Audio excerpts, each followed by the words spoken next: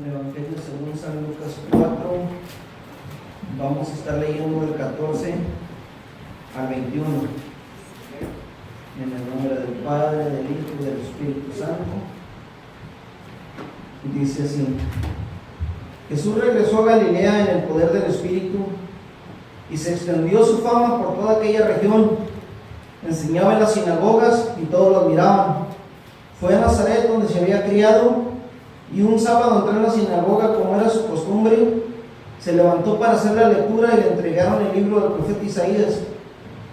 Al desenrollarlo, encontró el lugar donde estaba escrito: El Espíritu del Señor está sobre mí, por cuanto me ha ungido para anunciar buenas nuevas a los pobres.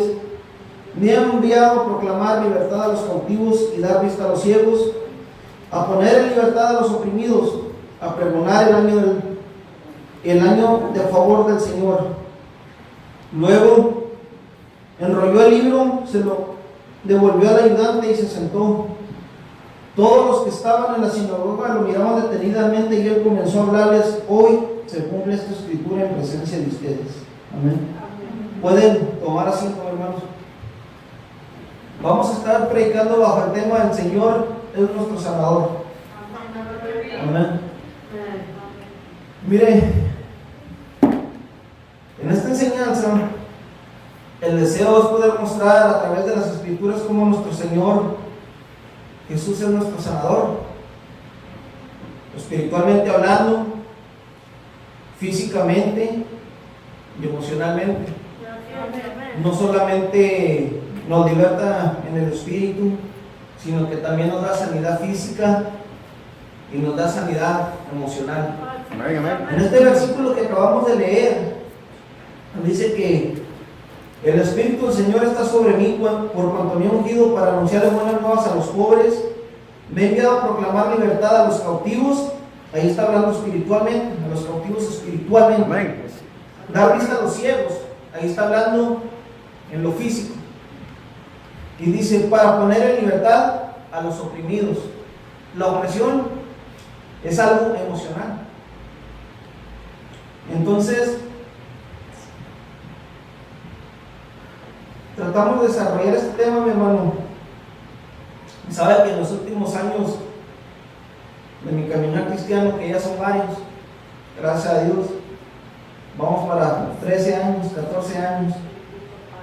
Pero en los últimos años de caminar, he mirado cómo, con tristeza, cómo se ha ido distorsionando el Evangelio. En gran manera se va distorsionando, mi hermano. El Evangelio que está escrito en la palabra de Dios se ha distorsionado la forma. Ya no se habla del Cristo sufriente, del Cristo que murió en la cruz del Calvario por nuestros pecados, del Cristo que llevó nuestros pecados en la cruz, que llevó nuestros pecados en el madero, que vino para libertarnos porque estábamos perdidos. ¿Sabe que últimamente, en los últimos años, le digo, aproximadamente hace 10 años que yo empecé a oír sobre el Cristo que se interesa en que usted tenga dinero? Y ahí se empezó hace 10 años que yo empecé a oír eso de que Cristo se interesaba en que usted fuera millonario, en que era lo único que se predicaba. Se hablaba de un Cristo que mientras usted llevara dinero a frente del altar, él se lo devolvía al 100, al 1000, a no sé qué tantos por uno. Y se dejó de predicar al Cristo que sufrió en la cruz del Calvario para que usted fuera salvo. Amén. El propósito principal de que Cristo viniera al mundo no fue para que nosotros nos enriqueciéramos o tuviéramos prosperidad en exceso. Claro que la Biblia habla de gente que tuvo su prosperidad, pero dice que yo deseo que tú prosperes así como prospera tu alma. De nada nos serviría el estar prosperados económicamente si nuestro corazón y nuestra alma está dolida y vacía. De nada. Hay miles de gentes en el mundo que tienen dinero, cantidades que nosotros solamente podemos soñar, y su alma está completamente vacía, mi hermano. Cierto, amén. Están distorsionando el Evangelio de tal forma que ahorita solamente el que tiene dinero para pactar, para hacer sus pactos, sus promesas, puede recibir sanidades. Cuando históricamente el Señor Jesucristo jamás pidió un centavo para hacer una sanidad. Así es. Jamás. Si usted lee la Biblia, De orilla a orilla, y jamás va a oír que el Señor Jesucristo dijo, traigan la ofrenda a mí para que yo los pueda sanar. Jamás, jamás. Pero eso es lo que se está predicando en estos días. El Evangelio se ha ido perdiendo. No digo que todo el mundo lo predica así, pero la gran mayoría se han ido por el lado del dinero. Y es lo que se predica. Miren, vamos a ver cómo el Señor se interesa inmensamente, grandemente en la salud espiritual del pueblo, mi hermano. Aleluya. Cuando hablo de salud espiritual, les estoy hablando de salvación. Así es. Y de liberación de espíritus opresores. La salvación es el primer paso a una vida nueva. La palabra de Dios nos dice que en este mundo solo hay dos bandos, mi hermano. Solamente hay dos equipos. Están los que hacen la voluntad de Dios y los que no la hacen. Están los que hacen la voluntad de Dios y los que hacen la voluntad del enemigo, del diablo, que el Señor nos reprende. No hay terreno neutral. La Biblia no enseña en ningún lado que nosotros podemos ser pasivos en cuanto a esto. Que podemos ni estar con Dios ni estar con el diablo. No existe eso. O estamos con uno o estamos con el otro. No hay vuelta de hoja, no hay para dónde hacerlo, mi hermano. Miren, los que estamos aquí, la mayoría tenemos un pasado tremendamente doloroso, terrible. La mayoría de las personas, porque unas personas no llegaron a tocar fondo como tocamos todos. La mayoría tocamos fondo para poder venir a los caminos del Señor. Algunos por drogadicción, otros por alcoholismo, otros por, qué sé yo, X cosa. Pero todos tenemos un pasado, mi hermano. Así es. Y dentro de ese pasado, si usted se pone a meditar, hacíamos cosas que no nos agradaba hacerlas. Yo le puedo decir personalmente, por experiencia, cuando yo anduve perdido en la drogadicción, al principio me deleitaba en lo que yo hacía. Porque el pecado, al que hace el pecado, al que lo comete, le agrada, si no lo cometiera. Al principio lo hice porque me agradaba el sentimiento, me agradaba cómo me sentía, pero pasó el tiempo y yo me fui esclavizando. Vine a ser atado por aquello y ya no quería seguir haciéndolo, pero el mismo vicio me llevaba a hacer lo que yo no quería. Y se convirtió aquello que me causaba un placer, se me vino a convertir en una cadena, en un lastre, en un peso, en un dolor. Así es. Y lo hacía aunque no quería, aunque dentro de mí sufriera. Y yo sé que así hay mucha gente que está atada en el alcohol, que quiere parar, mi hermano. Así es. No puede. Tengo tíos que hacen, tengo un tío que tiene ese problema. No tengo uno, tengo varios. Están en ese problema y no pueden parar, mi hermano. Y yo sé que lloran. Yo sé que la gente llora, pero no puede parar. ¿Por qué, mi hermano? Porque estamos bajo la orden de un ser malvado que destruye nuestras vidas o que destruye nuestras vidas. Y está haciendo uno lo que él manda. Acuérdense, la Biblia dice que el demonio solamente vino para matar, robar y destruir. ¿Sabe qué? Desde siempre ha habido esto. Desde el día que se reveló el demonio en el cielo en contra de Dios, empezó esta batalla. Empezó la batalla, empezó esta lucha, mi hermano. Y la forma más directa que tiene el enemigo de lastimar a Dios o tocar a Dios es tocando su vida, tocando la vida de su creación. ¿Por qué? Porque tenemos un Dios que se duele de nosotros de gran manera. Tenemos un Dios amoroso, un Dios que ama su creación. La Biblia nos dice en San Juan 3:16, porque de tal manera amó Dios al mundo que dio a su único Hijo para que todo aquel que en él cree no se muera, sino que tenga vida eterna. La misión del enemigo es llegar y tocar aquello por lo que el Señor sufre. En este caso serían las vidas de su creación.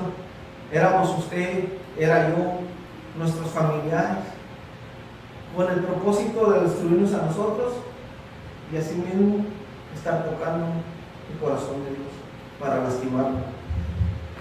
Si usted me pregunta por qué digo que solamente hay dos bandos, que no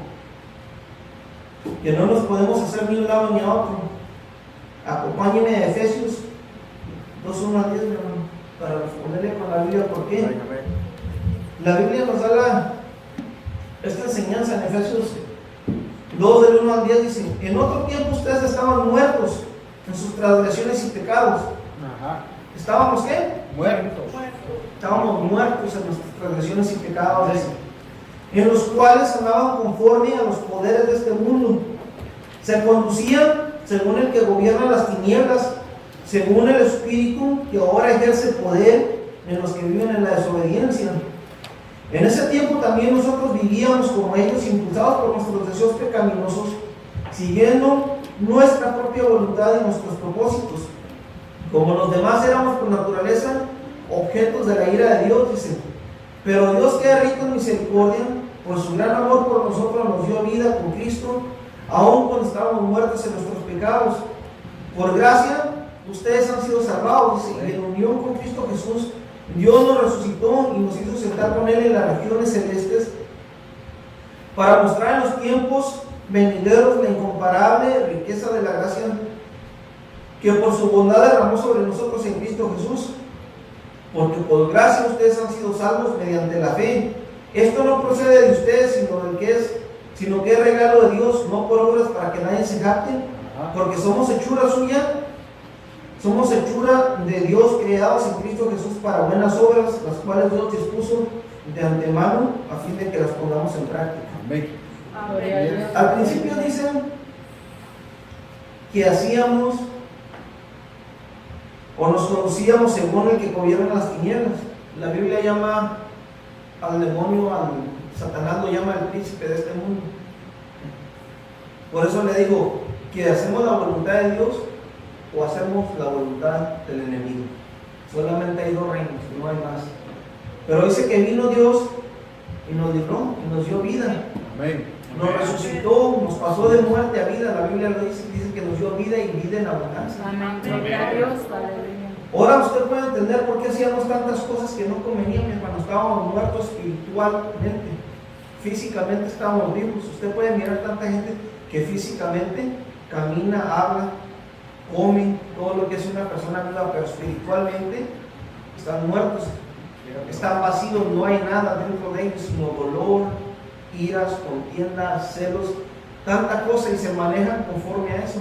Conforme el enemigo los manipula, así se van conduciendo en la vida. Si el enemigo le dice ve y mata, van y matan. ¿Por qué? Porque no hay nada de Dios, no hay nada espiritual dentro de ellos que le diga depende.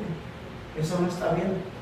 Muchas veces decimos por qué la gente hará esto, por qué hará aquello, por los mismos motivos que nosotros lo hicimos en un tiempo. No teníamos control sobre nuestra vida, aunque dijéramos nosotros somos dueños de nuestra propia vida, de nuestro propio destino. Es mentira, mi hermano. Siempre hay fuerzas espirituales detrás de las acciones de los hombres, sea para bien o sea para mal. Entonces, podemos mirar, mi hermano, que cuando Cristo viene en nuestra vida nos rescata, mi hermano, de una oscuridad, la oscuridad donde vivíamos. Hasta entonces que viene Dios a nuestra vida, empezamos a tratar de vivir conforme a la voluntad de Dios. Amén. Hasta que Él viene. Antes no podíamos, tiene que ser hasta entonces, y ese es el primer paso que Dios hace en la vida del hombre, le da vida espiritual, lo revive de la muerte y lo pasa a vida. Entonces empieza la liberación de espíritus, mi hermano, de espíritus supresores. Sabe que los espíritus malignos toman control del cuerpo humano y lo atan a condiciones que ellos quieren. Los espíritus tienen poder. La gente dice que es mentira, que no hay demonios, que no hay diablos, que no hay nada, que no tienen poder. Claro que tienen. Claro que tienen. La Biblia lo dice y lo declara, hermano. Tienen de tal forma que hay una parte donde dice que peleaba Moisés, peleaba el diablo y el ángel Gabriel con el cuerpo de Moisés. Y dice que el ángel no se atrevió a maldecir a Satanás, sino que le dijo: Jehová de los ejércitos te reprenda. ¿Por qué? Claro que tiene poder para controlar y manipular y hacer cosas. De que lo tiene, pero sabemos que nuestro Dios es más poderoso que el que está en el mundo. Amén.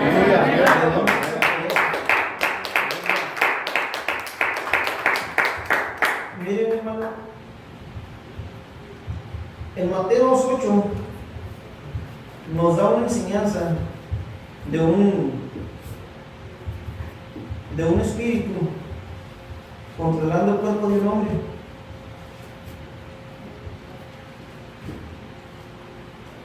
Déjenme lo encuentro. En Mateo 8, 28 dice: cuando Jesús llegó al otro lado, a la región de los Gadarenos, 2 endemoniados le salieron al encuentro de entre los sepulcros. Eran tan violentos que nadie se atrevía a pasar por el camino. De pronto le gritaron: ¿por qué te entrometes, hijo de Dios? ¿Con qué tienes con nosotros? ¿Has venido aquí para atormentarnos antes de tiempo? A cierta distancia de ellos estaba pasando una gran manada de cerdos. Los demonios le rogaron a Jesús: si nos expulsan, mándanos a la manada de cerdos. Y Jesús le dijo: vaya. Pero dice al principio, dice que cuando llegó había unos endemoniados gadarenos que eran violentos. El demonio los obligaba a conducirse violentamente y actuar violentamente, a vivir en los sepulcros. Ese era el demonio controlando la vida de estos hombres. Y dice que el Señor les dice: salgan de ese cuerpo. Y estos hombres se comportan de una manera completamente diferente. Ustedes pueden mirar que dice que cuando fueron libres seguían a Jesús, querían andar atrás de él. Usted puede mirar cómo un espíritu puede controlar la vida de una persona que actúe conforme a ellos quieren. Dígame si tienen poder o no tienen poder. Si tienen.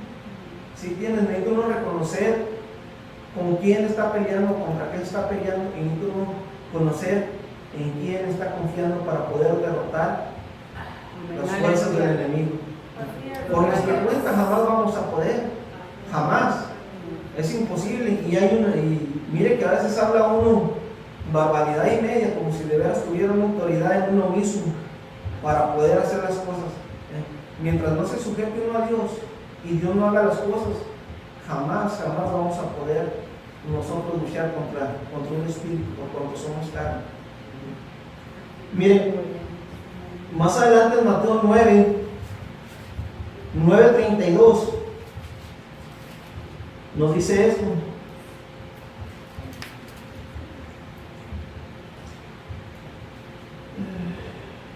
Gloria a Dios, amén. dice, mientras ellos salían, le llevaron un mudo. ¿Qué tenían? Demonios. Mientras ellos salían, le llevaban un mudo endemoniado. Así que Jesús expulsó el demonio, y el que había estado mudo habló. La multitud se maravillaba y decía: jamás se ha visto nada igual en Israel. ¿Qué era lo que hacía este demonio en la vida de este hombre? No lo dejaba hablar. Una acción física de un espíritu en el cuerpo de un hombre, mi hermano. Para que vean que pueden tomar posesión de un cuerpo y hacerlo, que haga cosas. Ahora, en Lucas 13, del 10 al 17, nos habla de una mujer que por 18 años, mi hermano, 18 largos años, vivió jorobada. Dice que vivió doblada. Acompáñenme aquí a Lucas 13:10. Si lo tienen, indíquenme con nombre mientras lo hay. Amén. Dice así, miren. Lucas 10, Lucas 13, del 10. Pero porque yo ando acá por el 11, hermano.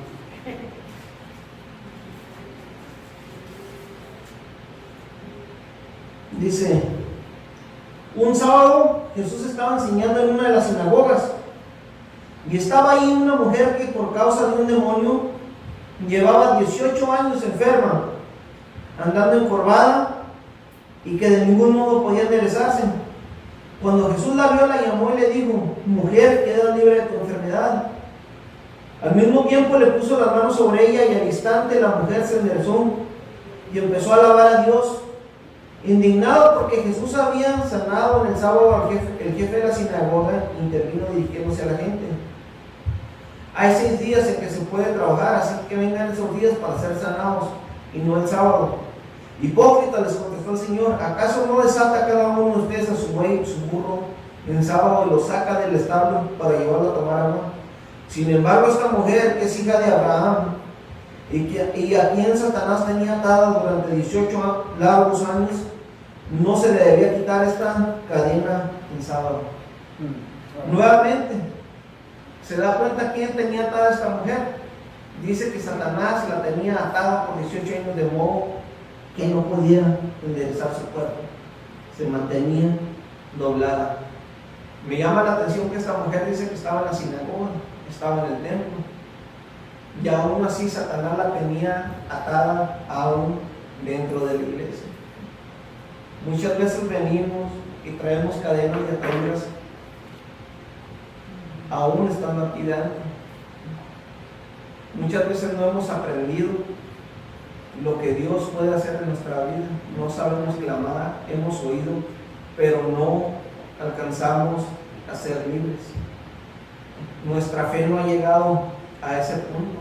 Sabemos en teoría lo que Dios hace, sabemos en teoría lo que Dios habló, pero no lo hemos experimentado por algún motivo, llámese incredulidad, llámese falta de conocimiento, como usted le quiera llamar. Pero dicen que Dios es nuestro sanador espiritualmente, físicamente y emocionalmente. Miramos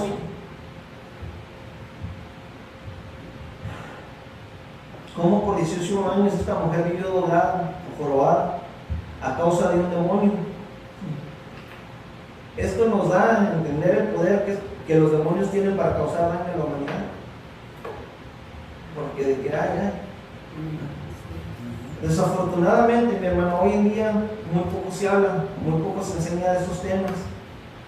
Se tienen como temas tabú, temas que no se pueden enseñar, o temas que la gente no se anima a enseñar. Prefieren estar entreteniendo a la gente en cosas que ni edifican, ni benefician, ni liberan, ni te ayudan a crecer. Cierto. Te enseñan muchas cosas, menos lo que tiene sustancia, lo que te va a ayudar a crecer y a ser libre. A alcanzar aquello que Dios llamó. Se tienen como temas de tabú, mi hermano, como cuentos antiguos para gente ignorante. Así se tienen estos temas de lo que son los poderes demoníacos, lo que son las formas de liberación. Porque a mucha gente le da miedo, no está preparada para estos temas, no está preparado para la guerra espiritual, no está preparado. Y si no se le empieza a enseñar, jamás se van a preparar, jamás se van a enseñar y toda la vida van a vivir con ellos. Y mucha gente no va a alcanzar a aquella libertad a la que fueron llamados. Amén. En estos días, hermanos, se dice, hermanos, estamos ya en el 2017, hermanos, estamos ya en el siglo XXI. Ya somos personas más avanzadas, más intelectuales, más inteligentes. Mi hermano, lo espiritual no cambia ni va a cambiar. Cierto. Lo espiritual no tiene que ver con cuánta educación, cuánto conocimiento, cuánta sabiduría tenga usted. Lo espiritual es muy aparte de lo que nosotros conocemos de lo terrenal. Eso jamás va a cambiar, sea de Dios o sea del demonio. Lo espiritual de Dios es para que usted alcance lo que Dios tiene. Lo espiritual de Dios es para destruirlo y tenerlo atado, que usted no alcance las bendiciones que Dios tiene para su vida. Amén. Podemos mirar, hermano,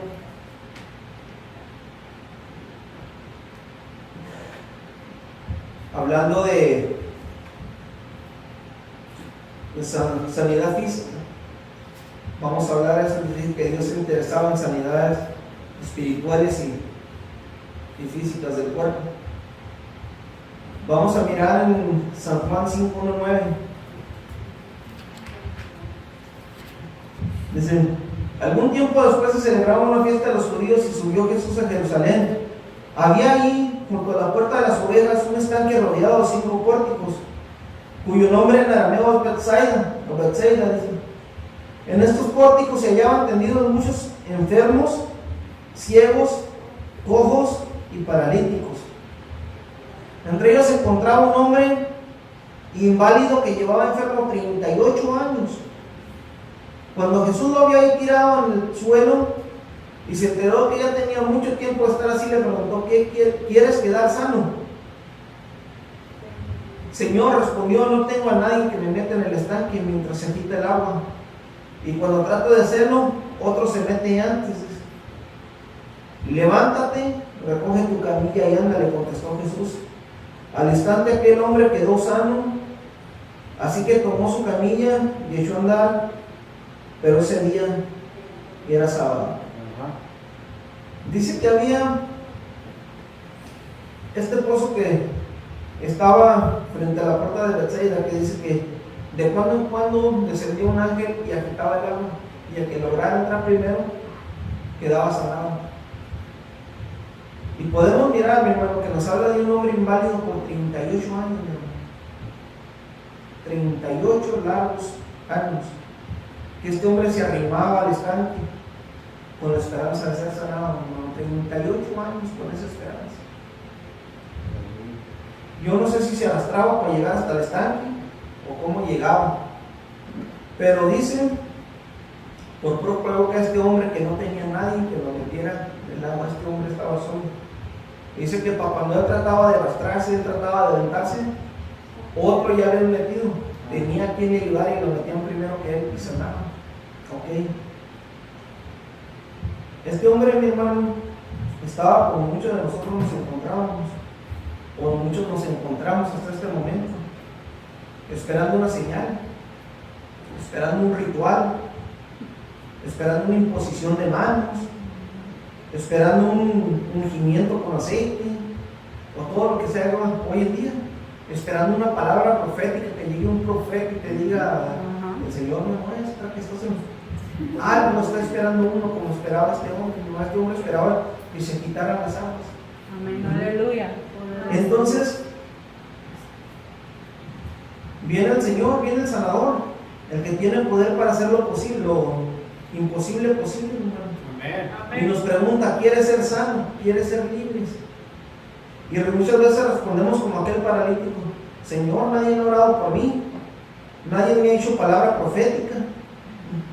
Pero cuando Dios trata con la vida de uno directamente, mi hermano, todo lo demás sale sobrando. Amén, Dios viene a la vida de uno y dice, toma tu lecho y anda. Pero nos encerramos en nuestras creencias, en nuestras enseñanzas, mi hermano.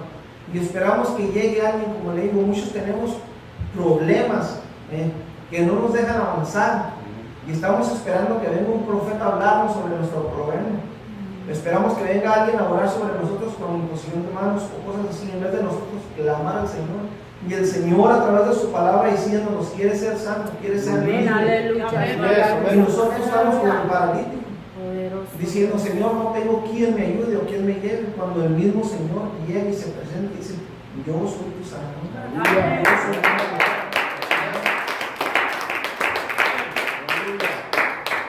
Miren, en Lucas 18, 35, deje ver si ahora sí lo encuentro. En Lucas 18, del 35 al 43,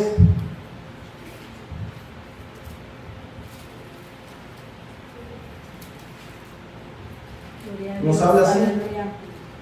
Dice, sucedió que al acercarse Jesús a Jericó, estaba un ciego sentado junto al camino pidiendo limosna. Cuando oyó la multitud que pasaba, preguntó qué acontecía. Jesús de Nazaret está pasando por aquí, le respondieron, y él empieza a gritar, Jesús, hijo de David, ten compasión de mí. Gritaba, dice. Los que iban delante de él lo reprendían para que callara, pero él se puso a gritar con más fuerza, Jesús, hijo de David, ten compasión de mí. Jesús se detuvo y mandó que se lo trajeran. Cuando el ciego se acercó, le preguntó a Jesús, ¿qué quieres que haga por ti? Y él le dijo, Señor, quiero ver. Y Jesús le dijo, recibe la vista. Y le dijo Jesús, tu fe te ha sanado, y al instante recobró la vista.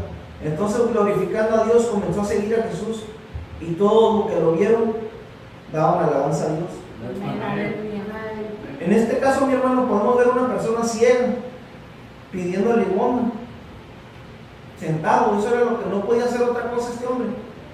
Estaba ciego. Dice que lo único que él podía hacer era pedir limosna, que le ayudaran.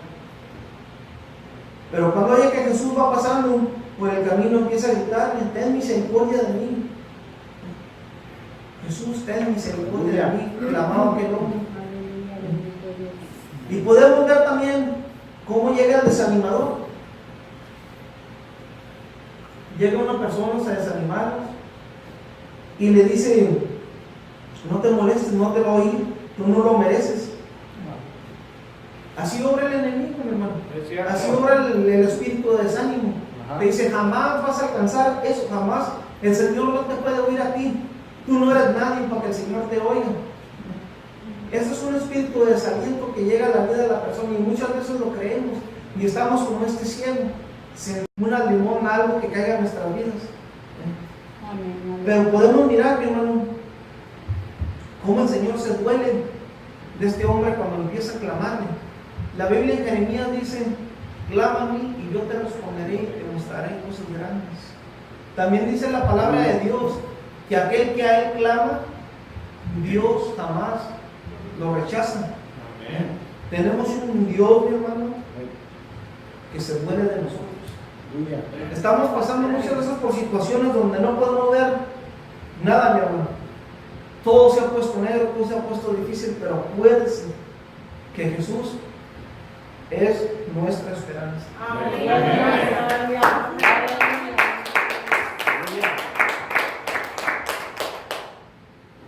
Mire, mi hermano, Salmos 41 nos dice que cuando ponemos nuestra confianza en Dios, Él nos escucha. Lo voy a leer, Salmos 40, del 1 en adelante. Dice: puse en el Señor toda mi esperanza. Este es el salmista David. Puse en el Señor toda mi esperanza, y Él se inclinó hacia mí y escuchó mi clamor. ¿Qué es lo que hace cuando escucha el clamor? Me sacó de la fosa de la muerte y del lodo del pantano. ¿Qué más hace? Puso mis pies sobre una roca y me plantó sobre tierra firme. ¿Qué más hizo?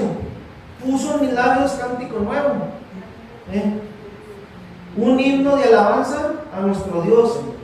Al ver esto, muchos tuvieron miedo y pusieron su confianza en el Señor.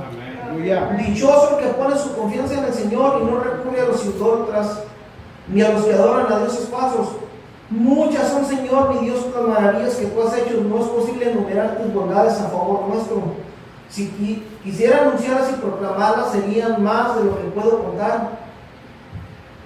Ve lo que hace el Señor cuando usted pone la confianza en Él, mi hermano. Amén. Dice que nos saca, primero nos escucha, segundo nos saca de la muerte, del lodo del pantano, nos pone firmes, nos fortalece, y enseguida pone un cántico de alabanza en nuestros labios. Hay un salmo donde dice: has cambiado mi lamento en baile, me ceñiste de alegría, a ti cantaré, oh gloria mía, y nunca estaré callado. Eso es lo que hace Dios en la vida transformada. Cuando no podíamos alabarle a Dios, cuando no podíamos cantarle, cuando no podíamos expresarle porque nuestros dolores no nos dejaban, llega Dios y dice: esto se acaba, hoy te voy a hacer libre y me servirás, me serás vaso útil, y habrá en ti un espíritu nuevo. Dios sigue transformando. Gloria a Dios. Estamos mirando sanidades físicas. Ahora les voy a mostrar lo que es una sanidad emocional. Cuando se habla de sanidad emocional, se habla de un gran rango de emociones, mi hermano. Es un rango de emociones: miedo, enojo, celos, dudas, depresiones, y cuánto sentimiento llega a controlar nuestras vidas. Los celos son emociones, el enojo es una emoción, las dudas son emociones. Son cosas que no nos dejan, los sentimientos que no nos dejan creer en lo que Dios ha dicho de nosotros. Eso es una sanidad emocional, es muy necesaria, mi hermano, en la vida de todos nosotros, para poder vivir libre y alcanzar la paz aquella que sobrepasa todo entendimiento. La paz de Dios que dice que sobrepasa todo entendimiento humano. Es una cosa tremenda, mi hermano. Mire, Yo estuve bajo depresión muchos años, muchos años. Tendría yo como 7, 8 años cuando mataron a mi abuelo, en un día de mi cumpleaños, un 9 de mayo.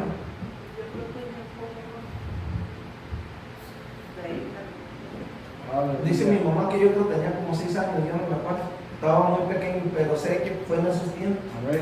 Y sé bien que fue en mi cumpleaños, un 9 de mayo. Desde ese momento en adelante, entró en mí una depresión.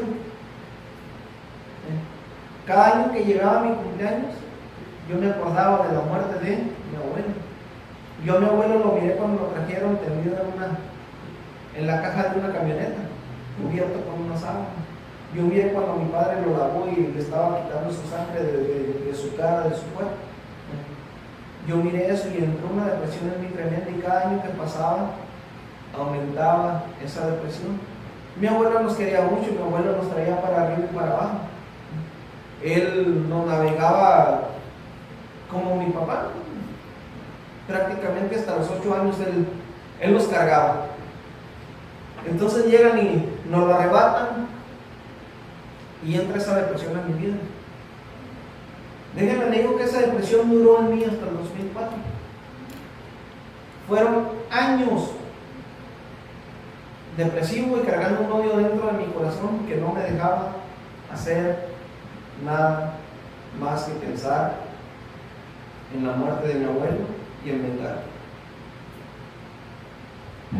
Entrando en el centro de rehabilitación donde entré y en un servicio que hubo en la iglesia, me acuerdo que hicieron un llamado y dijeron: si hay algo que te estorbe para seguir a Cristo, tienes que dejarlo en el altar.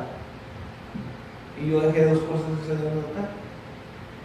Dejé la depresión y otro problema que traía. Y ahí puedo experimentar salud emocional. Amén. Esa depresión se me fue. Esas depresiones que traía se me fueron y fui libre de eso. Eso es sanidad. Yo lo he experimentado, la sanidad emocional. Hay tanta gente que trae ataduras del pasado que no nos dejan ser aquello que el Señor nos ha llamado a ser. Traen dolores, mi hermano. Traen ataduras viejísimas que no han querido. No sé si no han querido o no han podido o no han entendido que el Señor nos puede hacer libres de eso. Y se aferran a aquello, se aferran. Pero el Señor tiene la capacidad de liberarnos, de sernos libres. Así es, amén, aleluya. Miren, una persona movida por sentimientos, mi hermano, va a ser inestable toda la vida. Toda la vida. Cuando uno no aprende a poner su confianza en Dios y se deja uno guiar por sus emociones, va a ser inestable toda la vida. La Biblia lo llama un hombre de doble ánimo. Es aquel que cuando ve una prueba huye movido por sus sentimientos. No lo mueve la falta de palabra de Dios hay. No lo mueve sus sentimientos. Eso es lo que lo lleva a uno a huir de un lado a otro. Y el problema no está en la demás gente, el problema, acuérdense que esto es una cuestión personal de uno, la salvación es individual. Uno se va echándole la culpa a otras personas para excusarse uno, pero la palabra de Dios nos dice esto, mi hermano, que uno tiene que buscar a Dios todos los días. Que la salvación es individual. Amén. Hay veces que sí, en el plano tiene uno que moverse porque no le enseñan a uno palabra de Dios, pero donde se le está enseñando la palabra de Dios, ¿qué excusa va a poner uno?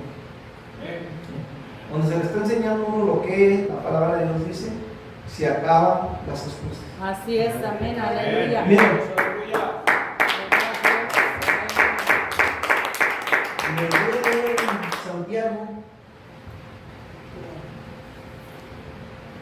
déjenme lo encuentro.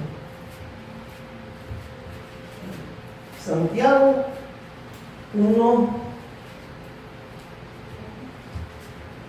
Santiago 1, ay, bendito sea, ya lo veía, del 2 al 8, aquí está, dice: hermanos míos, considérense muy dichosos cuando tengan que enfrentarse a diversas pruebas, pues ya saben que la prueba de su fe produce constancia, Y la constancia debe llevar a feliz término de la obra para que sean perfectos e íntegros sin que les falte nada. Si a alguno de ustedes les falta sabiduría, pídasela a Dios y Él se la dará. Pues Dios da a todos generosamente sin menospreciar a nadie. Pero pida con fe sin dudar, porque quien duda es como las olas del mar, agitadas y llevadas de un lado a otro por el viento. Dice, quien es así, no piense que va a recibir cosa alguna del Señor. Es indeciso e inconstante en todo lo que hace. Una persona que duda, la duda es un sentimiento, es movido por una emoción. Y dice que si uno se deja guiar por sus emociones, va a ser movido fácilmente. Hoy estoy bien, hoy me siento enojado, pues hoy no estoy bien, hoy no alabo. Entonces podemos ver cómo las emociones tienen mucho que ver en la vida. Y el Señor nos ha mandado para que nos sujetemos y que encontremos confianza en Él respecto a eso, mi hermano. Miren, Primera de Reyes 19 del 1 al 17. Jehová viene a la vida de Elías a fortalecerlo en un tiempo de miedo que causó desánimo en la vida de este varón de Dios. Y lo vamos a leer, mi hermano, porque esto le pasa también a los espirituales. Primera de Reyes 19 del 1 al 17.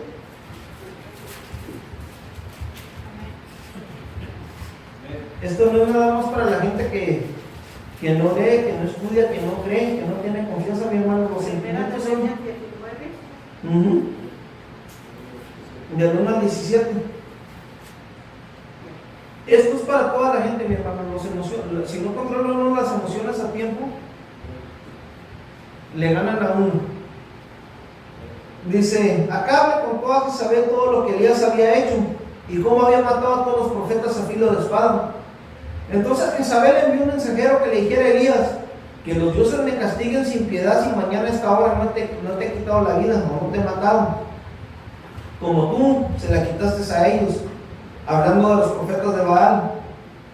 Elías, dice, se asustó y huyó para ponerse a salvo. Cuando llegó a Beerseba de Judá, dejó allí a su criado y caminó un día por todo el desierto y llegó a donde había un arbusto y se sentó en su sombra con ganas de morirse. Estoy harto, Señor, protestó, quítame la vida, pues no soy mejor que mis antepasados. Luego se acostó debajo del arbusto y se quedó dormido. Está tremendo, mi hermano, cómo este hombre de Dios había mirado la gloria de Dios solamente un día antes de que Jezabel lo mandara a amenazar. Cuenta la palabra de Dios que retó a los profetas de Baal y les dice, si Baal es Dios, y al pueblo le dijo, reúnanse todos, vamos a decir por fin quién es Dios, si Baal es Dios o si Jehová es Dios, y al que sea Dios a ese sírvanle. Dice la palabra de Dios que se juntaron 800 profetas de Baal y les dijo, como ustedes son más, empiecen a preparar el toro para el sacrificio, lo ponemos sobre una pila de leña y aquel que respondan por fuego, ese será Dios. Y dice que aquellos profetas prepararon el toro, pues eran un montón, en 3 patas lo tenían destazado y puesto sobre la leña. Y dice que aquellos hombres empezaron a clamar y empezaron a hacer sus rituales, gritaban, cantaban, danzaban, aullaban y por último dicen que se sacaban el cuerpo con cuchillos diciéndole, va, tú eres Dios, respóndenos, quema esta ofrenda y va, tú eres grande. Y dice que Elías empezó a burlarse de ellos y le dijo, a lo mejor está dormido, por eso no los oye. Mientras se burlaba de él, seguía afilando el cuchillo y destazando el toro. Cuando le llegaba el momento, por fin aquellos hombres se rindieron. Después del mediodía dice que ya cuando vieron que no iba a responder, le dijeron, bueno, pues ahora es tu turno, con la esperanza que Dios tampoco respondiera, y así iban a quedar en empate. Entonces dice que puso el sacrificio sobre la leña y les dijo, échenle agua aquí encima para que no quede duda. Y dice que mojaron la leña de tal modo que corría agua alrededor del altar del sacrificio. Y cuando alzó las manos y le dijo, Jehová, le dijo, muéstranos ahora que tú eres Dios. Fue lo único que dijo para cuando dice que descendió fuego del cielo y consumió el holocausto y aún el lago que había alrededor, todo junto con la peña, mi hermano. Acaba de ver ese gran milagro, mi hermano, tremendo. Y al otro día una mujer lo amenaza y dice que este hombre huyó con miedo. Por eso le digo que los sentimientos no controlados, mi hermano, destruyen al inconstante y al varón de Dios también, cuando no se afrenta a uno sus sentimientos. Este hombre era escuchado por Dios, Dios lo escuchaba, de tal forma que dice que descendió fuego, mi hermano, y aún así sintió miedo, y en ese miedo él huyó de lo que una mujer le mandó decir. Le mandó decir: te voy a matar. Y bajo esa palabra este hombre huyó. Mire, mi hermano, pero podemos mirar cómo Dios viene y lo vuelve a fortalecer, lo reconforta. Le da su sanidad en sus emociones. Miren, aquí adelante dice que de repente un ángel le tocó y le dijo: levántate y come. Elías miró a su alrededor y vio en su cabecera un panecillo cocido sobre carbones calientes y un jarro de agua. Comió y bebió y volvió a acostarse. El ángel del Señor regresó y tocándole le dijo: levántate y come, porque te espera un largo viaje.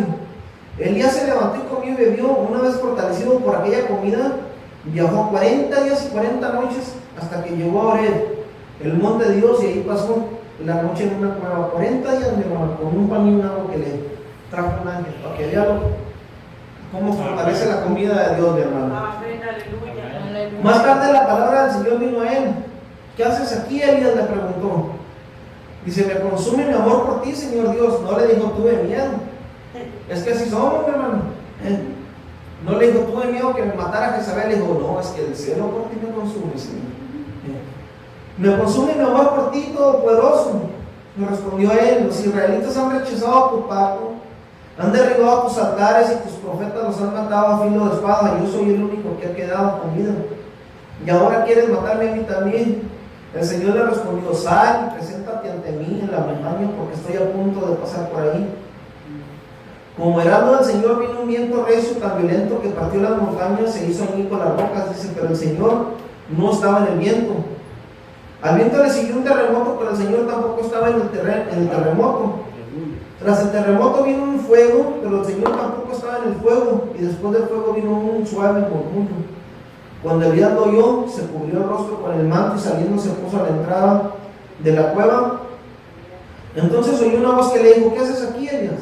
Él respondió: me consume mi amor por ti, Señor Dios Todopoderoso. Los israelitas han rechazado tu pacto, han derribado tus altares y tus profetas los han matado a filo de espada. Yo soy el único que ha quedado con vida, y ahora quieren matarme a mí también. El Señor le dijo: regresa por el mismo camino y ve al desierto de Damasco. Cuando llegues allá, unge a Hazael como rey de Siria, a Jehú como rey de Nimsi, y a Jehú hijo de Nimsi como rey de Israel.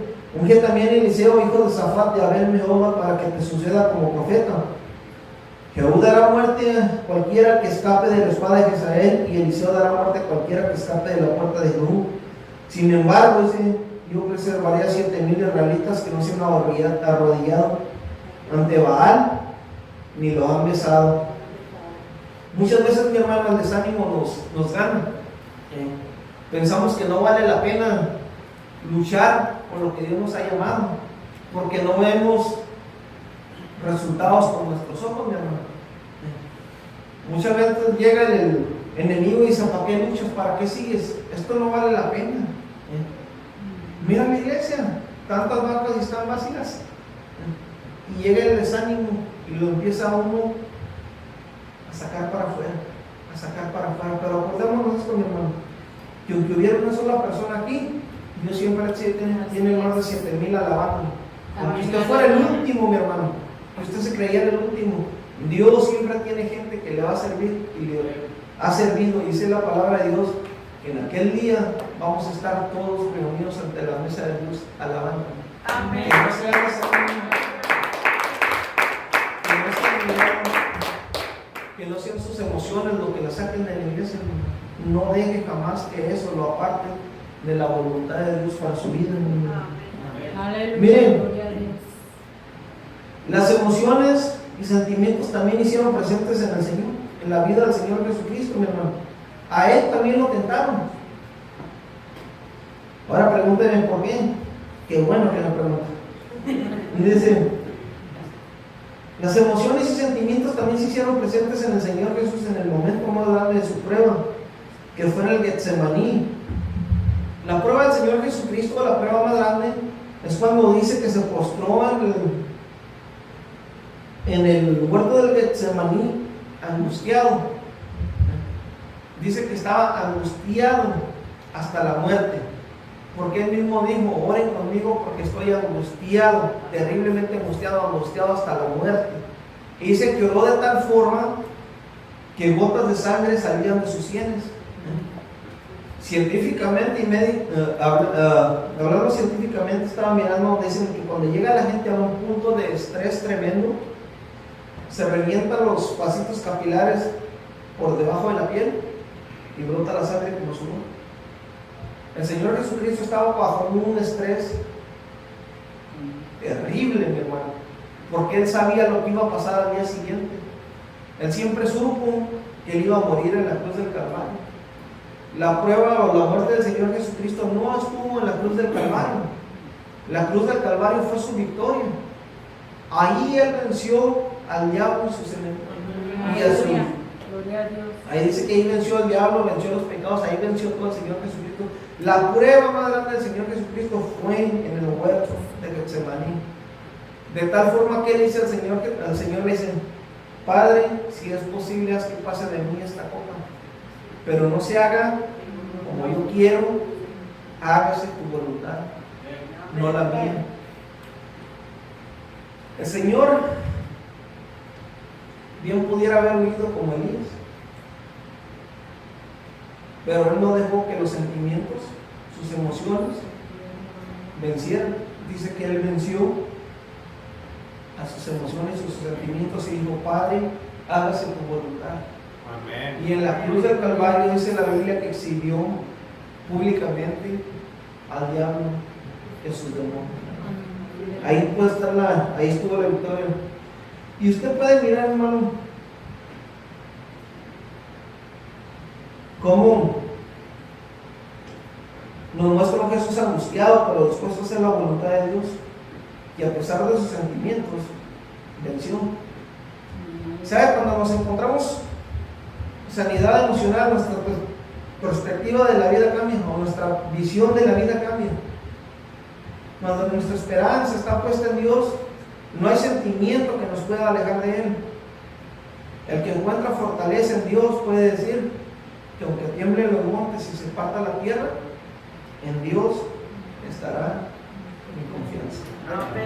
Amén, aleluya. Y así vamos a cerrar este mensaje, hermano. Espero que haya aprendido algo y haya tomado confianza sabiendo que el Señor es nuestro sanador.